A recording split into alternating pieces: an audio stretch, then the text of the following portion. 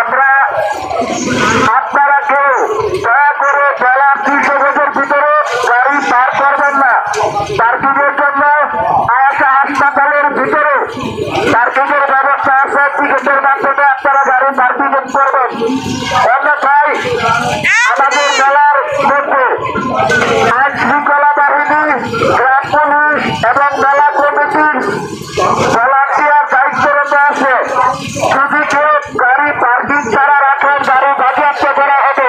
এটা মেলা কমিটির সিদ্ধান্ত। সবাই গাড়ি পার্কিং এ রাখবেন আয়াসা হাসপাতালের ভিতরে খোলা মাঠে টিকিটের মাধ্যমে। ধন্যবাদ।